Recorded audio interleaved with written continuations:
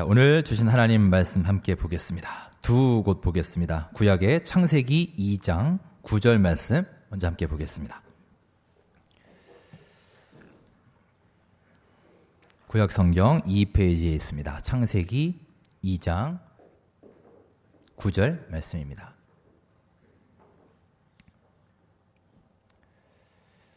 한 목소리로 합독하겠습니다. 여호와 하나님이 그 땅에서 보기에 아름답고 먹기에 좋은 나무가 나게 하시니 동산 가운데에는 생명나무와 선악을 알게 하는 나무도 있더라. 아멘. 자, 신약의 말씀 한 곳 더 보겠습니다. 마가복음 14장 32절로 41절입니다. 신약 80페이지에 있습니다. 마가복음 14장 32절부터 42절. 자, 한 목소리로 합독하겠습니다. 그들이 겟세마네라 하는 곳에 이름에 예수께서 제자들에게 이르시되 내가 기도할 동안에 너희는 여기 앉아 있으라 하시고 베드로와 야고보와 요한을 데리고 가실새 심히 놀라시며 슬퍼하사 말씀하시되 내 마음이 심히 고민하여 죽게 되었으니 너희는 여기 머물러 깨어 있으라 하시고 조금 나아가사 땅에 엎드려 될 수 있는 대로 이 때가 자기에게서 지나가기를 구하여 이르시되 아빠 아버지여 아버지께는 모든 것이 가능하오니 이 잔을 내게서 옮기시옵소서. 그러나 나의 원대로 마시옵고 아버지의 원대로 하옵소서 하시고 돌아오사 제자들이 자는 것을 보시고 베드로에게 말씀하시되 시몬아 자느냐 내가 1시간도 깨어 있을 수 없더냐 시험에 들지 않게 깨어 있어 기도하라. 마음에는 원이로되 육신이 약하도다 하시고 다시 나아가 동일한 말씀으로 기도하시고 다시 오사 보신즉 그들이 자니 이는 그들의 눈이 심히 피곤함이라. 그들이 예수께 무엇으로 대답할 줄을 알지 못하더라. 세 번째 오사 그들에게 이르시되 이제는 자고 쉬라. 그만 되었다. 때가 왔도다. 보라 인자가 죄인의 손에 팔리느니라. 일어나라. 함께 가자. 보라 나를 파는 자가 가까이 왔느니라. 아멘. 하나님의 말씀입니다. 자, 한 주간도 우리 주님 안에서 평안하셨습니까? 예, 오늘이 9월의 첫날입니다. 이제 올 한 해도 3분의 2가 지나갔습니다. 어제 제 페이스북에다가 이제 이 시점을 맞이해서 제가 글을 하나 올렸습니다. 이렇게 썼습니다. 벌써 9월, 2019년도 이제 3분의 1밖에 안 남았다. 이렇게 썼는데 조금 있다가 제 후배가 거기에 댓글을 달았어요. 이렇게 달았습니다. 아직도 3분의 1이나 남았으니 긍정적으로 생각하세요. 이렇게 썼어요. 요즘 후배들이 참 무섭더라고요, 여러분. 그 글을 보고 제가 깜짝 놀랐습니다. 참 뻔한 말이죠. 우리가 누구나 다 알고 있는 뻔한 말인데 나도 모르게 자꾸만 그렇게 생각하고 그렇게 말하는 습관 속에 내가 살고 있구나. 가령 참 시간이 빠르다. 올해가 다 갔다. 얼마 안 남았다. 또 이렇게 한 살을 먹는구나. 나이만 먹어가는구나. 또 우리 이제 9수에 걸리신 분들 계시죠? 저도 39에서 40 넘어갈 때 나의 30대가 이렇게 가는구나. 뭐 그랬던 것 같아요. 자, 올해가 3분의 1밖에 안 남았다. 다 갔다. 라고 생각하며 사는 사람과 아직 3분의 1이나 남았어. 뭐라도 할 수 있어. 라고 생각하며 사는 사람의 삶의 모습은 많이 다르지 않을까요? 2019년에 이제 새로운 3분의 1을 시작하는 지금 우리 모두 변화할 수 있고 열매 맺을 수 있고 또한 새로운 하나님을 경험할 수 있다는 소망을 가지시고 신앙생활에 열정을 낼 수 있는 우리 모두의 삶이 될 수 있기를 간절히 바랍니다. 자, 서로 함께 인사하겠습니다. 우리 이렇게 인사할까요? 옆에 분과 함께 아직 4개월이나 남았습니다. 힘내십시오. 인사하겠습니다. 예, 아직 3분의 1 남았습니다. 여러분 힘내십시오. 예, 예, 감사합니다. 예. 오늘부터 이제 새로운 절기, 이제 성령 강림절이 끝나고 창조절이라는 절기가 시작이 됩니다. 주보의 그 창조절의 의미가 우리 광고 1번에 나와 있습니다. 하나님의 창조 섭리와 인간 구원의 역사를 우리가 신앙적으로 돌이키고 되새기며 기념하는 그런 절기입니다. 이 절기는 12월 초에 우리 이제 성탄절 전에 대강절이라는 절기가 있죠. 그 대강절 전까지 쭉 계속되는 절기이고요. 하나님이 창조하신 이 세상을 뜻하는 그런 녹색이 그 상징색입니다. 그래서 오늘 이제 스톨 색깔이 바뀌었습니다. 따라서 오늘은 아마도 이제 우리 교회뿐만이 아니라 많은 교회에서 이 창세기를 본문으로 설교를 할 것입니다. 자, 말씀을 시작하면서 먼저 저를 따라서 한번 해보실까요? 예수님은 나를 대신해서 십자가를 지셨습니다. 네, 여러분 믿으십니까? 아멘. 그렇습니다. 예수님은 나를 대신해서 십자가를 지셨습니다. 정말 마음으로 믿어지셔서 따라하시는 분도 계셨을 것이고 그냥 따라하라고 하니까 마지못해 하시는 분도 계셨을 거예요. 여러분의 상태가 어떤지는 제가 다 알지 못하지만 여러분, 하나님의 아들인 예수님이 나의 죄를 대신해서 십자가를 지셨다. 이 고백은 예사로운 고백이 아닙니다. 왜냐하면 이 고백은 그 내용도 엄청난 내용일 뿐만이 아니라 사실 우리 마음속에서 아주 나오기 힘든 고백이기 때문입니다. 왜 그럴까요? 우리가 뭔가를 진심으로, 마음으로 고백하기 위해서는 대부분의 경우에는 일단 먼저 이해가 돼야 됩니다. 우리 머리로. 아, 그렇구나. 이렇게 해서 그런 결론이 나왔구나 라고 이해가 되면 내가 믿고 따르는 게 훨씬 수월할 것입니다. 자, 그런데 여러분, 예수님이 나를 대신해서 십자가를 지셨다라는 말은 결국 그분이 나 때문에 죽었다는 것인데 그 사실은 일단 이해가 잘 되지 않습니다. 왜 하나님의 아들이 도대체 나랑 무슨 상관이 있길래 나를 대신해서 십자가에 달리셨고 게다가 죽음까지 당하셨는가라는 것이죠. 실제로 예수님의 십자가 죽음에 대한 것은 수많은 학자들이 역사적인 사실로 인정합니다. 성경 외에도 많은 증거들이 있습니다. 자, 그렇다면 우리에게 한 가지 과제가 남습니다. 예수님이 십자가를 지셨는데 그것은 역사적 사실인데 그러면 도대체 왜? 라는 질문이죠. 예수님은 왜 내 죄를 대신해서 십자가를 지셨는가? 라는 의문입니다. 여러분, 왜 지셨습니까? 우리는 이 물음에 분명하게 대답할 수 있어야 됩니다. 내 말로, 내 고백으로 말할 수 있어야 됩니다. 이 질문에 대한 답이야말로 지금 현재 내 신앙, 그리고 앞으로 미래의 내 신앙의 길을 올바른 길로 열어가는 아주 중요한 길잡이가 되기 때문입니다. 자, 그런데 먼저 우리가 생각해 볼 것이 있습니다. 그러면 과연 예수님은, 당사자인 예수님은 이 십자가 사건에 대해서 이해가 갔을까라는 점입니다. 어땠을 것 같으십니까, 여러분? 왜 내가 십자가를 져야 하는가? 내가 왜 고난의 길을 걸어야만 하는가? 저 사람들 죄를 위해서. 여러분, 예수님조차도 처음에는 그 이유에 대해서 믿어지지도 않고 이해도 되지 않았습니다. 그래서 예수님은 하나님께 계속해서 호소를 하지 않습니까? 주님, 제가 정말로 십자가를 져야만 합니까? 정말로 그렇습니까? 몇 차례나 묻고 또 묻고 확인하고 계십니다. 오늘 마가복음 본문은 유명한 겟세마네의 기도입니다. 자, 먼저 본문 우리 마가복음 14장 33절을 함께 읽어보겠습니다. 33절 함께 읽습니다. 베드로와 야고보와 요한을 데리고 가실새 심히 놀라시며 슬퍼하사. 아멘. 예수님이 심히 놀라시며 아주 놀라셨다라고 표현을 합니다.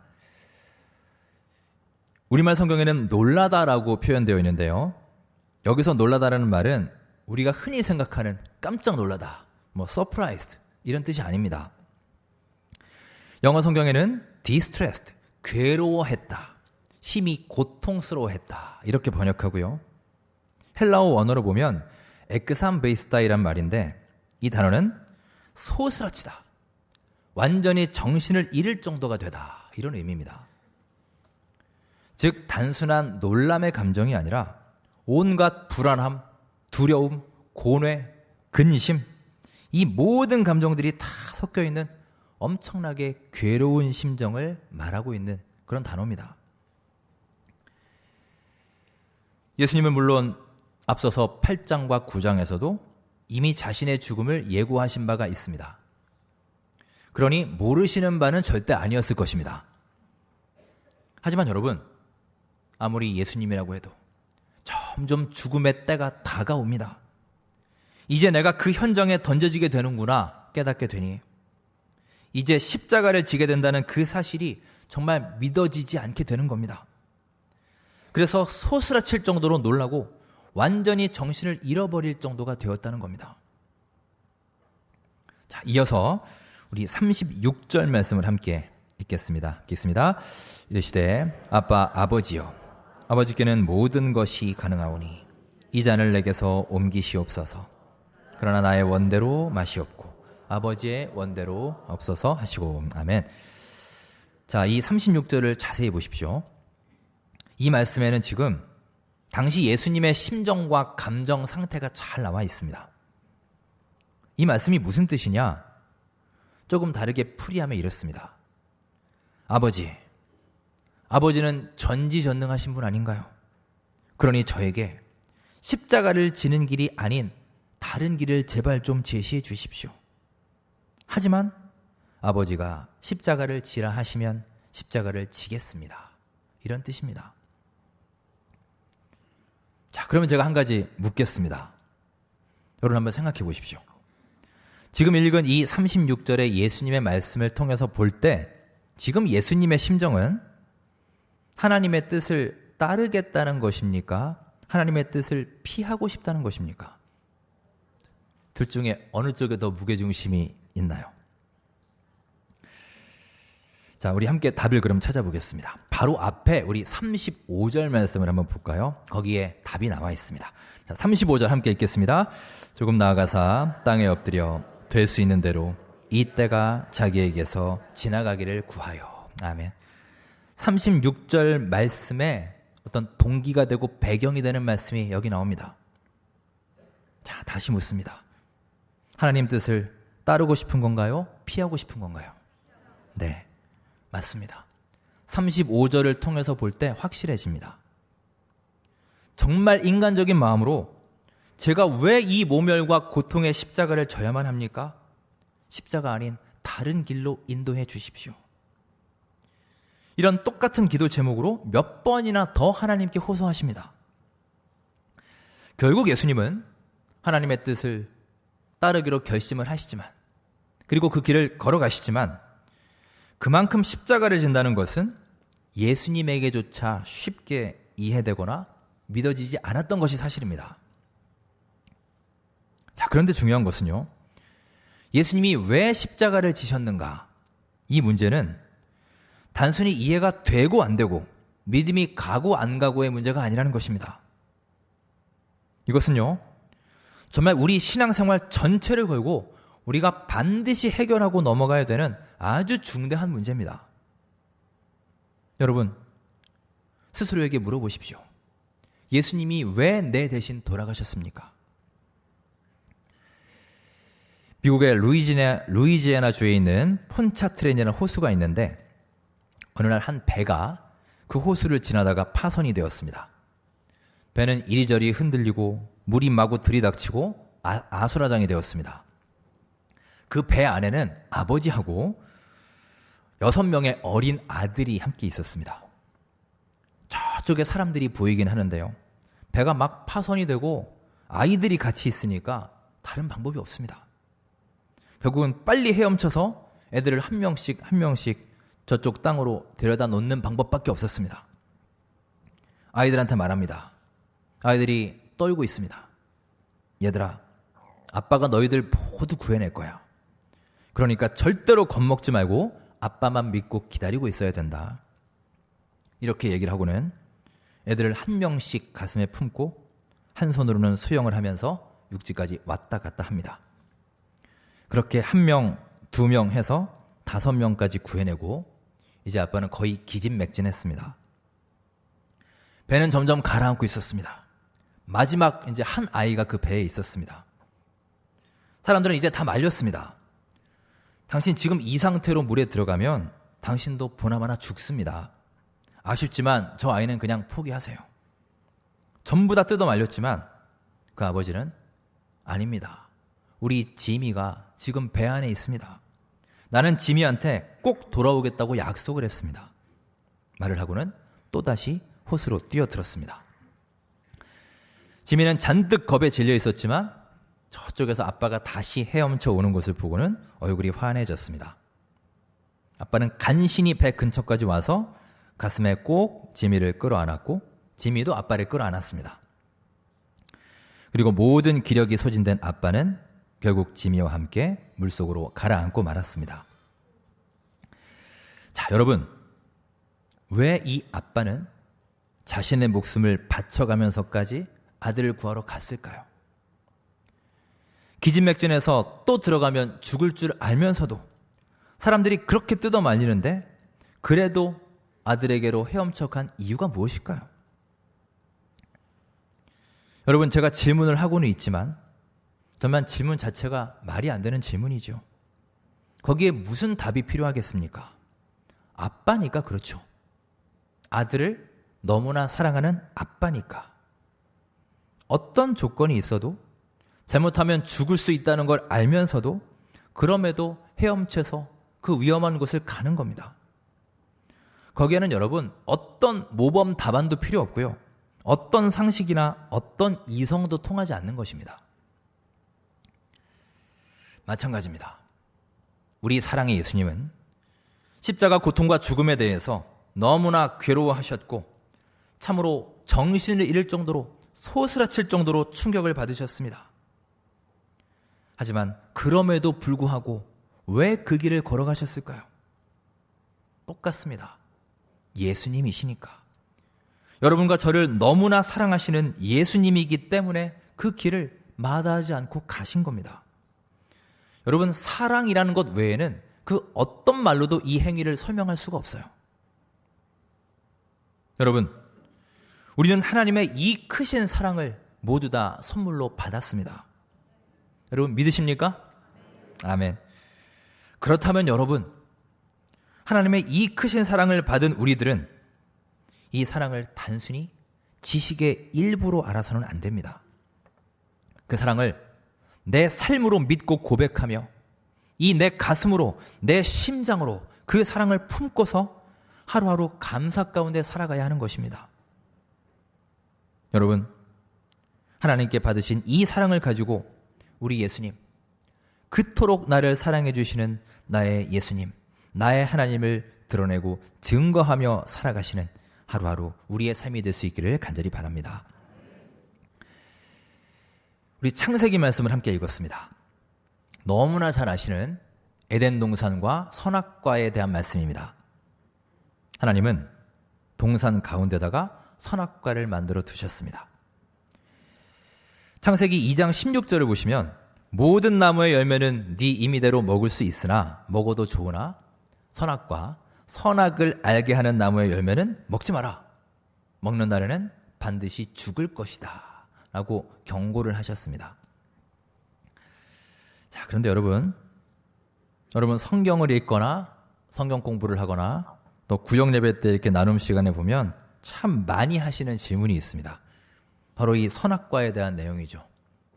아마 여러분도 그런 의문을 갖고 계신 분 분명히 계실 겁니다. 아니, 하나님은 왜 선악과를 만들어 놓고 따먹지 말라고 하시나? 차라리 그냥 만들지 마시지. 그러면 우리가 죄도 안 지었을 거 아니야. 그리고 하필이면 또 만들어도 어디 구석에 좀 안 보이는 곳에 만들어 놓으시지. 동산 한가운데다가 제일 따먹기 좋은 곳에다 만드시나? 차라리 따먹을 수 없는 곳에 만드셨으면 좋았을 것을. 예를 들면 뭐 바닷속에다가 만들든가 저 구름에 매달아 놓든가 뭐 이런 거죠. 자, 여러분, 하나님은 왜 선악과를 만드셨고 왜 하필 동산 가운데다가 그것을 만드셨을까요? 하나님은 아담과 하와가 정말 마음만 먹으면 언제든지 따먹을 수 있는 곳에 그것을 만들어 두셨습니다. 여러분, 그 안에는 우리 하나님의 아주 소중한 뜻이 담겨 있습니다. 자, 여러분 한번 생각해 보십시오. 만일 진짜로 저 하늘 꼭대기에다가 우리가 도달할 수도 없는 곳에다가 선악과를 만들어 놓고 저거 따먹으면 안 돼, 따먹지 마, 따먹으면 죽을 거야 라고 말씀하신다면 여러분 그게 무슨 의미가 있을까요? 어차피 우리는 따먹고 싶어도 따먹을 수가 없는 것입니다. 하지만 우리 하나님은 동산 가운데다가 두심으로 언제든지 원하기만 하면 따먹을 수 있도록 하신 거예요. 먹을 수 없는 곳이 아닌 먹을 수 있는 곳에 놓으신 겁니다. 자, 여기에 아주 중요한 의미가 있습니다. 하나님은 이 세상을 만드시고 우리 사람도 만드시고 보시기에 심히 좋았더라 말씀하셨습니다. 그리고 너무나 우리를 사랑해 주셨습니다. 얼마나 사랑하셨느냐? 여러분, 얼마나 사랑하셨느냐 하면 피조물인 우리가, 한낱 피조물에 불과한 우리 사람들이 창조주인 하나님의 뜻을 따를 수도 있고 거역할 수도 있는 특권을 주신 거예요. 흔히 우리가 이것을 자유의지라고 부르죠. 여러분, 이 자유의지야말로 창조주 하나님의 지극하신 사랑의 표징인 것입니다.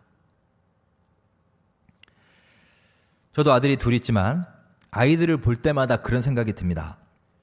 우리 자녀에 대해서 참 좋은 점, 마음에 드는 점도 물론 있지만 솔직하게 부모 입장에서 마음에 안 드는 점도 많이 있습니다. 여러분도 그러시지 않으신가요?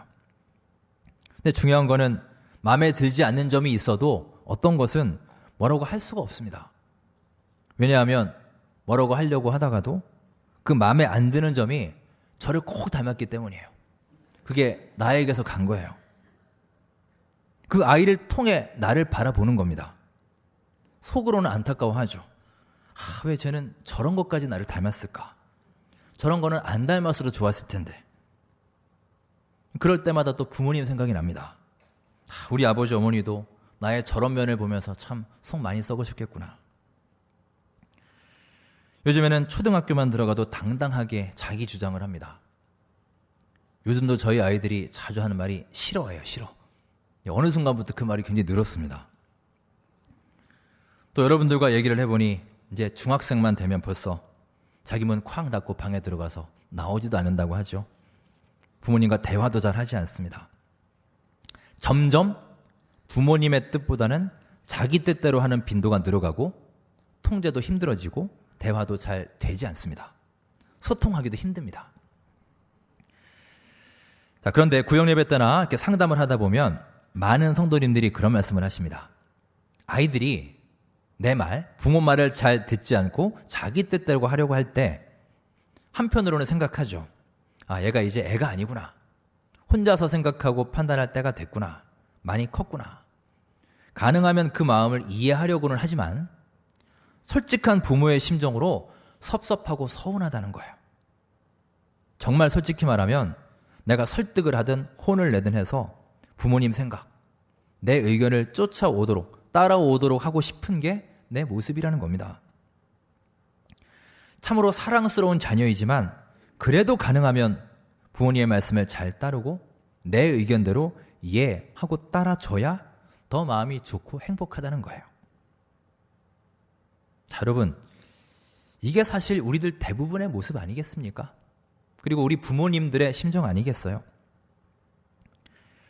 우리 자녀는 우리 하나님께서 주신 선물입니다.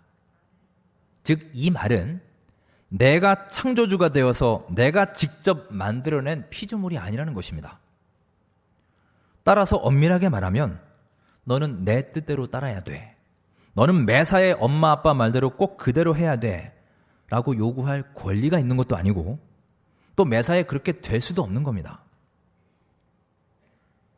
하지만 우리는 아직까지도 우리 아들, 딸이 내 뜻대로 따라주었으면 하고 또 그렇게 말을 듣고 동의해주고 순종해주기를 요구하고 있습니다. 그리고 부모 뜻을 어기고 거역할 때 정말 속상하고 커다란 상처도 입게 됩니다. 어쩌면 우리는 우리 자녀들이 내 뜻을 어기는 것을 애초부터 원하지 않았는지도 모릅니다. 자, 여러분, 그렇게 생각을 해본다면 우리 하나님은 어떤 분이십니까? 하나님은 창조주이십니다. 이 세상을 만드셨습니다. 그 전능의 하나님이 피조물을 빚고 만드시는데 애시당초 창조주 하나님의 뜻을 어길 수 없도록 그런 존재로 만드실 수 없었을까요? 여러분, 충분히 그렇게 하실 수 있는 능력이 있는 분입니다. 애당초 하나님 말씀대로 자기 판단대로 하지 않고 그렇게 말씀대로 따를 수 있도록 그런 로봇 같은 존재로, 무조건 복종하는 존재로 얼마든지 만드실 수 있으셨어요. 하지만 여러분, 우리를 주님 뜻을 어길 수 없도록 만드신 것이 아니라 어길 수 있는 존재로 창조하셨다는 겁니다. 우리는 왜 나를 그렇게 만드셨나요? 투덜대고 불평을 하지만 여러분, 여기에는 엄청나게 크신 하나님의 사랑과 배려가 담겨 있는 것입니다. 하지만 사람들은 하나님의 그 사랑을 외면하고 자기 뜻대로 선악과를 따먹고 죄의 길로 들어섰습니다. 결국 이 세상에 죄가 가득하게 되었고 이 죄의 문제는 우리가 씻을 수 없는 큰 문제로 다가오게 되었습니다. 하지만 여러분, 하나님은 이 선악과 사건 후에 어떻게 하셨습니까? 하나님 말씀 듣지 않았다고 채찍을 드셨나요? 그것이 아니라 우리 하나님은 귀한 가죽옷으로 우리의 그 부끄러운 곳을 감싸주셨습니다. 여러분, 이 가죽옷으로부터 시작된 하나님의 사랑은 시대를 거쳐서 결국 어디까지 오느냐? 바로 예수 그리스도의 십자가 사건까지 오게 된 것입니다. 마침내 사랑의 예수님께서 실제로 이 땅에 오셨고 십자가 위에서 우리의 죄를 위해서 그 사랑을 통해서 돌아가셨습니다. 에덴 동산 가운데 선악과에서 나타난 하나님의 사랑은 마침내 예수님의 십자가 사건을 통해서 이렇게 완성된 것입니다. 여러분, 다시 묻습니다. 왜 우리 예수님은 무엇 때문에 내 죄를 대신해서 돌아가셨습니까? 사랑하시기 때문입니다. 하나님은 지금 이 시간에도 여러분과 저를 지극히 사랑하고 계십니다. 여러분, 에덴 동산의 선악과와 예수 그리스도의 십자가, 그 사이에 무엇이 있습니까? 바로 우리 주 하나님의 크신 사랑이 거기에 있는 것입니다. 여러분, 이제 바로 그 안에 선악과와 십자가의 그 사이에 서보시기 바랍니다. 그래서 하나님의 그 크신 사랑을 느껴보시기 바랍니다. 이번 창조절 기간, 우리 하나님의 오묘한 창조의 섭리와 예수님의 십자가 사랑을 가슴속 깊이 느끼시고 감사 가운데 살아가셔서 여러분의 모든 가정과 우리 원천교회가 주님의 사랑으로 가득한 아름다운 공동체가 되고 주 안에서 풍성한 삶의 열매를 맺어가는 복된 이 가을이 될 수 있기를 주님의 이름으로 축원합니다. 기도하겠습니다. 우리 함께 기도하겠습니다. 하나님 아버지, 저희들을 너무나 사랑해 주시니 감사를 드립니다. 선악과와 십자가 사이에 휘날리고 있는 우리 주 하나님의 사랑의 향기를 느낄 수 있게 하옵시고 그 사랑을 가슴에 품고 하루하루 살 수 있도록 인도하여 주시옵소서. 우리 자신의 선악과와 십자가 사이에도 하나님의 사랑이 가득히 넘쳐나게 하시고 우리의 사랑이 아름다운 열매를 맺어가는 올 가을이 될 수 있도록 인도해 주시옵소서. 우리의 소망의 주가 되시는 예수님의 이름으로 감사하며 기도드립니다. 아멘.